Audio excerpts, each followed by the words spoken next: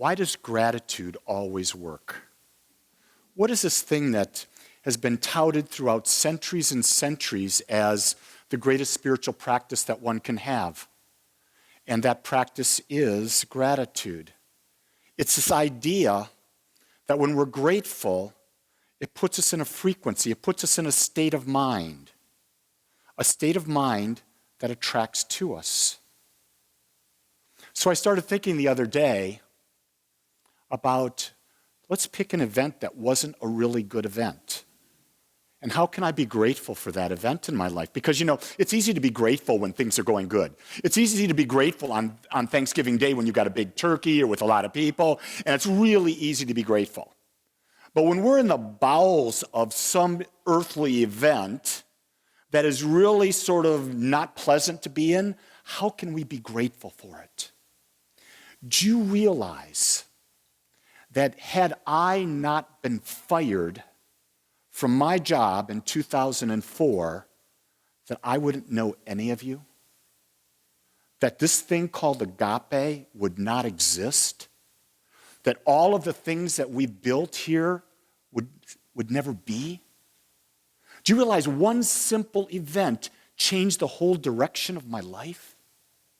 Not only did I come out of being in the corporate world, in corporate America, very successful in corporate America, but when I left the corporate world and I went into the world of, I call it spirit, or I went into the world in the study of consciousness, I opened up an avenue. And when I opened that door, what happened was the door of my past shut.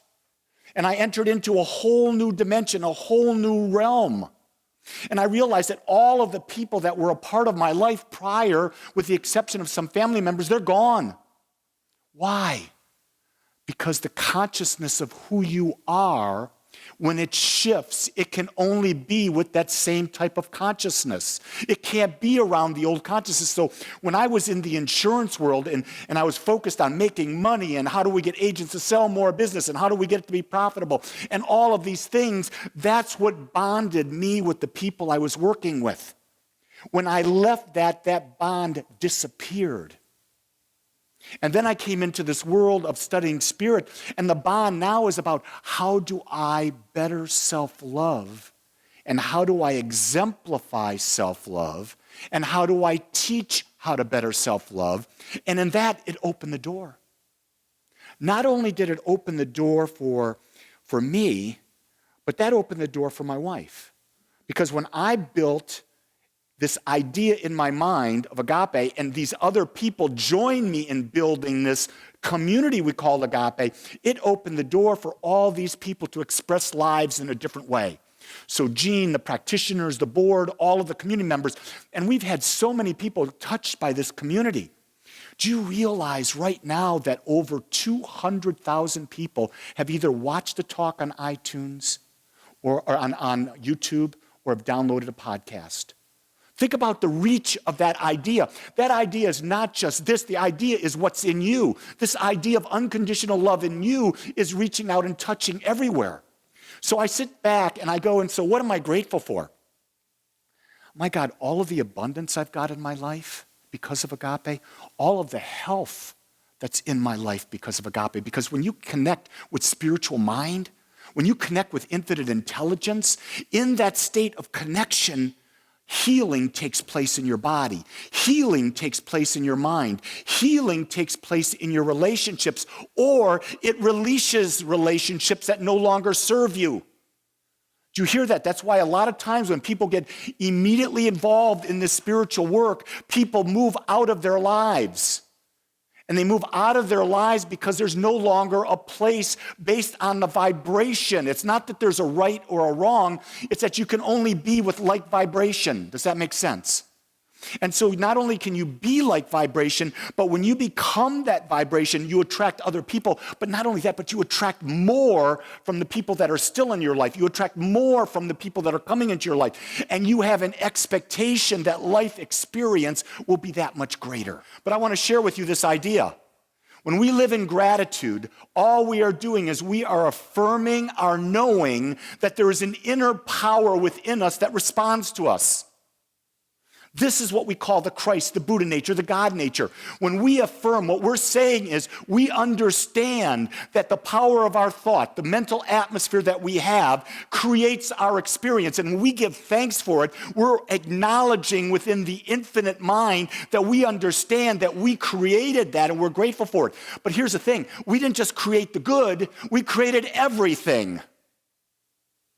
And so when we go into the state of gratitude, we must be grateful for everything, because everything is an indication of where our mental atmosphere is, and where our mental atmosphere is, that's perfect, because if it's not good, it allows us to create from that. It gives us a point from which we can bounce off of.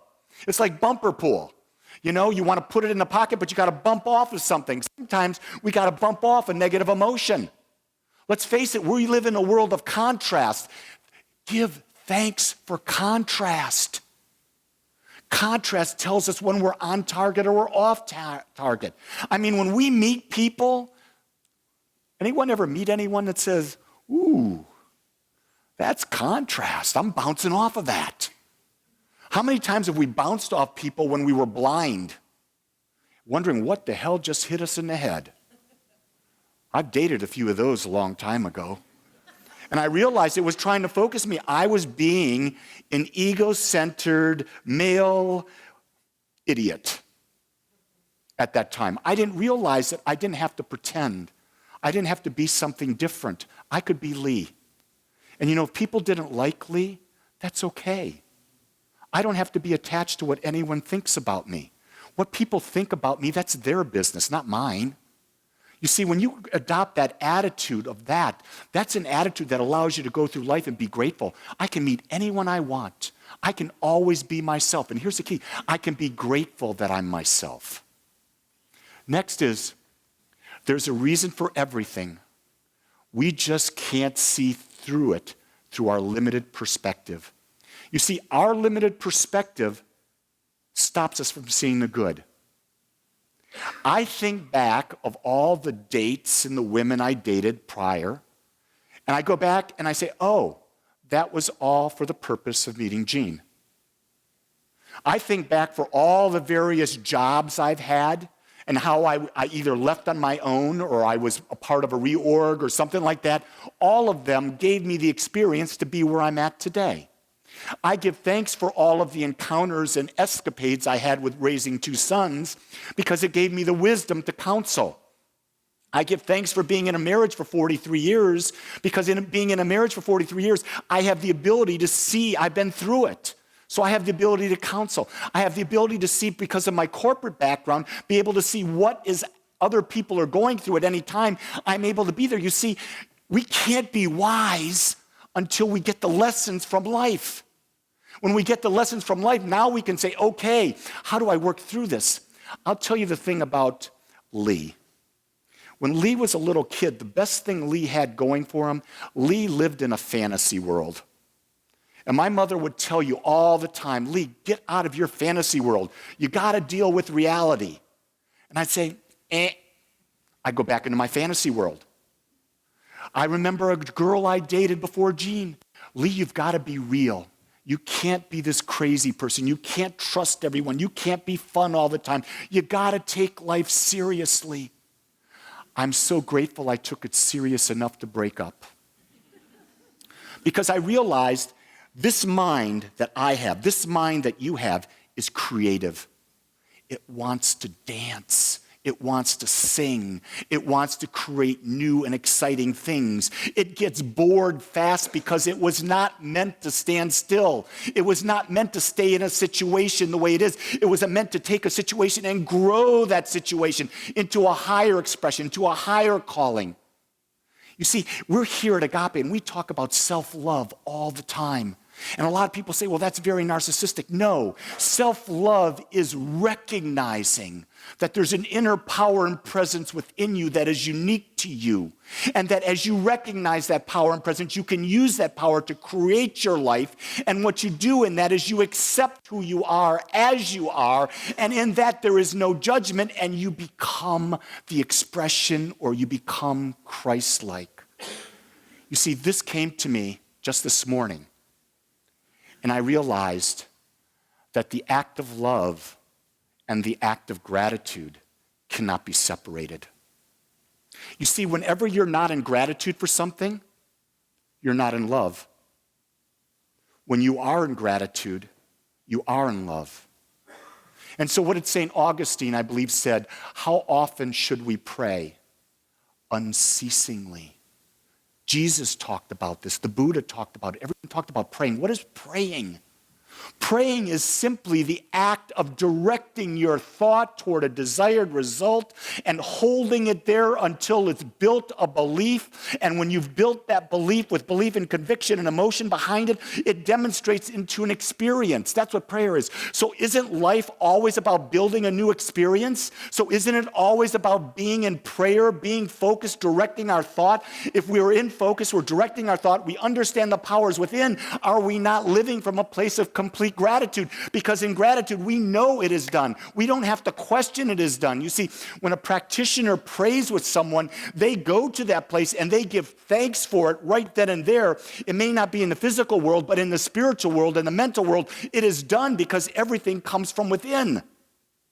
You see, the doctors, they want to treat your symptoms. It's the cause. The cause is here in the mind. Everything changes when the mind refocuses itself and understands it's unified with the very existence of life, with all that is. You see, in that state that we talk about of oneness, when we go into either a meditation state, or we go into a prayer state, or we go into an affirmative prayer state, or affirmation state, or we're in a state of gratitude, or we're visualizing, or we're just laughing. Laughter is an incredible prayer. It means I'm in this moment. I'm so fully immersed in this moment, I can laugh because this life is all a joke. Think about it. There's nothing to take serious in this life. It's all an image we've created in our mind. And what we're seeing out there is a collective image. So all of that's going on in the world right now, with all of the focus on terrorism all over the world, not just in France, not just in Belgium, but let's go to Africa, let's go to the Mideast, let's go to America, let's go to China, let's go all over. All of that is trying to wake up humanity to say there's an inner power and presence within you, and you can change this by changing your focus. So the question is, I want to ask you is, are you grateful enough that this is all happening, that it's willing to wake you up so that you're willing to now go, I don't need to put my attention on that. I'm putting my attention on peace. I'm putting my attention on knowing there's a power greater and I don't have to have the experience. I don't have to buy into fear. What is fear? It's the opposite of love. Fear is non-gratitude. Don't be fearful. You're an infinite being. You're an infinite being having a human experience. You are eternal. You are immortal. You will forever be. If you lose your life today, it's only the human body. You will go on. You see, we've got this idea that this body's everything. And in this body, if we lose it, we're dead. And we're so afraid of death. Be grateful for death. Death means I'm moving to the next level. Death is really the rebirth into the next level of consciousness, the next level of awareness. You know, the baby, when the baby's in the mother's womb, think about that. That baby has no clue who the mother is. But when it comes out, it's in a whole new world. That's what happens when we die. So I sit back because I bring up death because I had to sit back and say, how can I be grateful for my mother's death? How can I be grateful for my father's death? Or my father's going to die, my brother's death, and all the other people that I know that have died. You know what I got? And it just moved me to tears when I got this message. When my mother died, my mother represented many things to me. The second she passed, all those things that she represented to me were given to me by many others. Because in the universe, there's never a void. I just had to wake up and see where it was coming from. I had to realize that where I was feeling supported by my mother, where I was challenged by my mother, where I felt tremendous unconditional love by my mother, where I felt tremendous unconditional love from my mother, or not love from my mother, where I felt all that, all of a sudden I said, okay, now where am I getting that? Where is that now surfacing in my life? And when I took a moment to pause and I stepped outside of the feeling, I got to witness all the different people that had come into my life that started to fill the void and did fill the void. You see, there's never a void. It's our limited perspective that stops us. One of the great things, I remember Gene and I were traveling, I want to say it was down to Houston. And I said, let's do a gratitude exercise like the one we did at the beginning. For 45 minutes, I went on a rampage of gratitude, nonstop. I would invite you this Thanksgiving, instead of maybe meditating, instead of maybe praying, when you wake up in the morning, that Thanksgiving day, find a place, if it's in bed, that's fine, or any place, where you can be alone for 30 minutes. And in that 30 minutes, start expressing gratitude in your life. You start on that rampage of gratitude for everything that's going on in your life. And it can be the simplest thing. I'm so grateful for the 100+ trillion cells in my body that know how to interact. I'm so grateful for the fact that I've got these beautiful fingernails. I'm so grateful for the fact that I do have some hair on the top of my head. Just be grateful for as much as you can for 30 minutes. And then watch your day unfold. You will have a great day. Because you will have created a great day. Because you will have done the one prayer that always works. The prayer of gratitude. So what I want to say before I go into prayer is this. I am eternally grateful for each of you.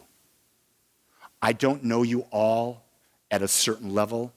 I just know who you are based on the fact that you're here and there's an energetic connection between us. And I want you to know that because of that gratitude, if you need my support, all you have to do is ask. And I will be grateful for that. Let's go within.